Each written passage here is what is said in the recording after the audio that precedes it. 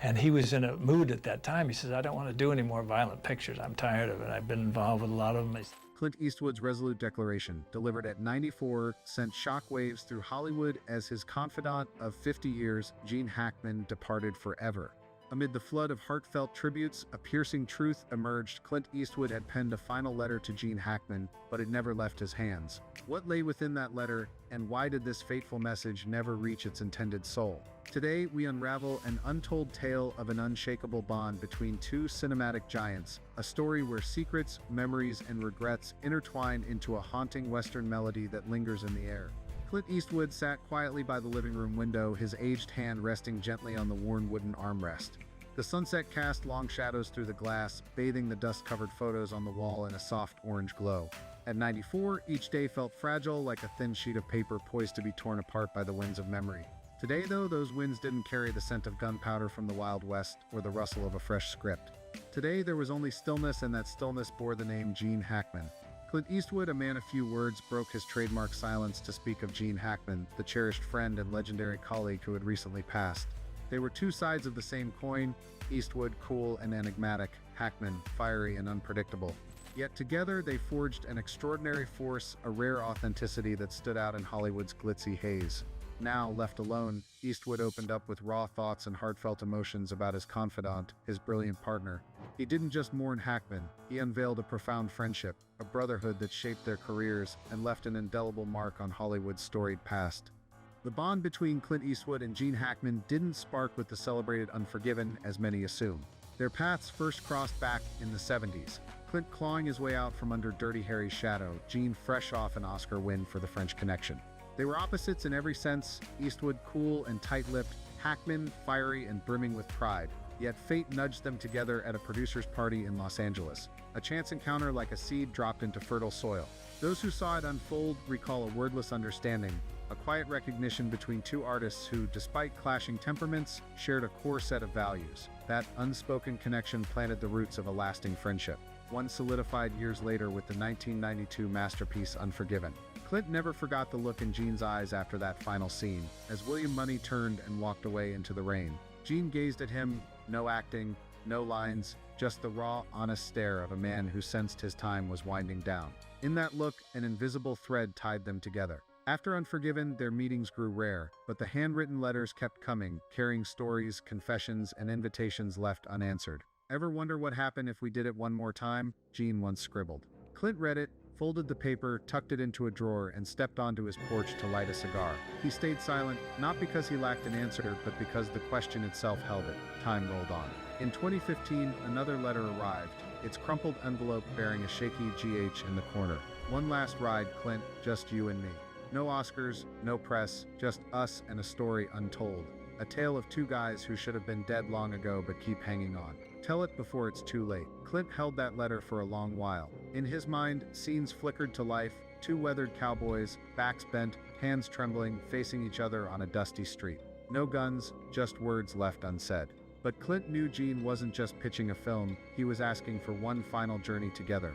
A ride for two old souls who'd weathered every storm. A movie might flop, but their friendship wouldn't. Yet Clint turned it down, not with a letter, not over the phone, just with silence, the kind William Money carried before each shot. It wasn't that he didn't want to. He was afraid that ride might unravel the legend they'd built.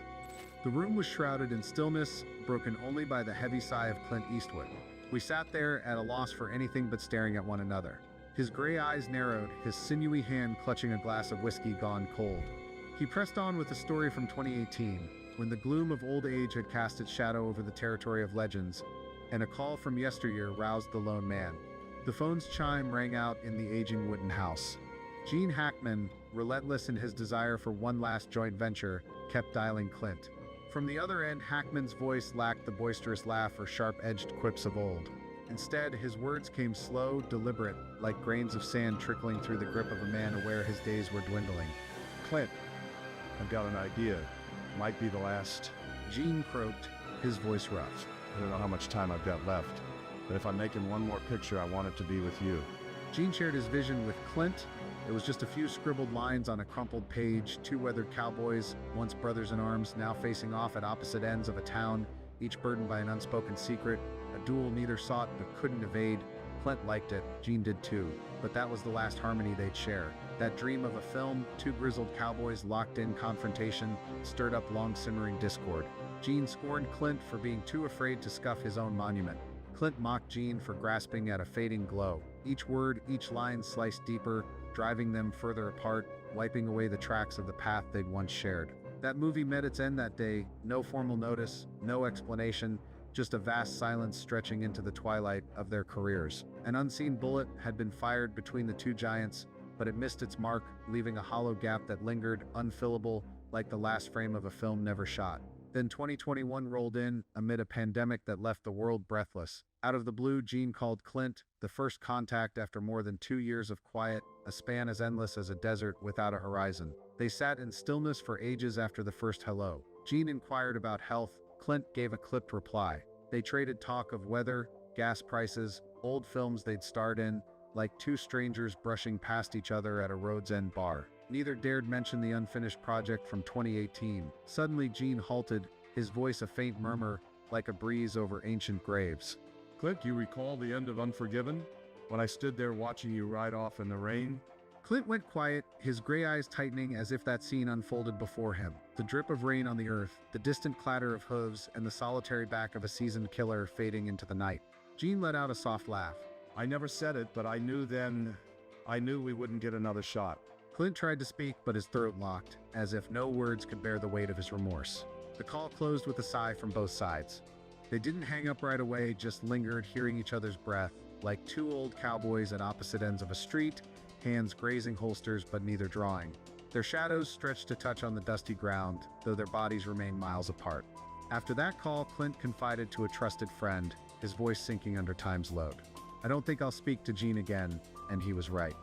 The news of Gene Hackman and his wife passing away together on a tranquil afternoon in Santa Fe swept through Hollywood like a cold gust, quiet, unassuming, true to the understated life he'd embraced in his final 2 decades. Yet as that gust faded, it left behind an immense void, not just for the world of film, but for those who'd once stood by his side. Gene Hackman, a towering figure in cinema, slipped away in peaceful slumber next to his beloved wife. His heart, having given everything to art and life, finally came to rest. Clint Eastwood, Hackman's closest companion, didn't shed a tear. Instead, he opened an old notebook, settled onto his porch, and murmured, "Catch you in the next town, old friend." For an aging cowboy never bids farewell, they simply ride off, leaving untold legends in their dust. In a rare statement, his voice quivered faintly, like the strum of a weathered guitar cutting through a desert night. No actor was greater than Gene. Fierce, instinctive, never a misstep. He was also a dear friend, I'll miss terribly. Those plain words, like a silver bullet fired from a seasoned sharpshooter's gun, carried the weight of 50 years of friendship. You can picture Eastwood alone on that porch, gazing toward a distant horizon where the hills meet the sky, a place where worn-out cowboys might one day ride into the sunset. For Eastwood, Hackman's departure wasn't just the loss of a colleague or a pal, it was the closing of a long chapter in his own story. As one of the last of his era still standing, he shoulders the duty of preserving their shared legacy, ensuring their tale of camaraderie and achievement continues to ignite the imaginations of filmmakers to come. Gene Hackman, a radiant star in Hollywood's constellation, etched an unforgettable mark on the hearts of viewers. From The French Connection to Superman, he delivered performances brimming with emotion and truth. "The best acting is instinct," he once declared, as if imparting the wisdom of a seasoned tracker reading signs in the sand. "It's not intellect, not mechanics, it's instinct." That creed allowed him to pierce the souls of audiences, even when embodying the most intricate characters. As farewells and remembrances echoed through the room, we couldn't help but dwell on the private moments this icon shared. Handwritten notes, late-night calls, candid critiques that honed them both. The 50-year bond between Clint Eastwood and Gene Hackman wasn't just another Hollywood tie, it was a brotherhood forged in the crucible of mutual respect, one that reshaped cinema's landscape forever. He calls us all to gather around the campfire, to sip a glass of whiskey, and though no one speaks it aloud, I'm certain we're all recalling the legend of Gene Hackman, not solely for his towering talent, but for the authentic, profound man who left an everlasting imprint on the hearts of those who adore the art of film. A source close to Eastwood revealed that he was in the midst of penning a final letter to Hackman when the news of his passing broke. That letter now will remain his private treasure forever. If this fleeting glimpse into one of Hollywood's deepest friendships stirs something in you, hit that like button and subscribe for more untold tales from the golden age of cinema. Share this video with someone who cherishes the power of genuine bonds. Drop a comment below about your favorite performance from Hackman or Eastwood. We'll respond to the most thoughtful ones. For more incredible stories like this, don't forget to like, subscribe, and ring that bell to stay in the loop with the latest updates.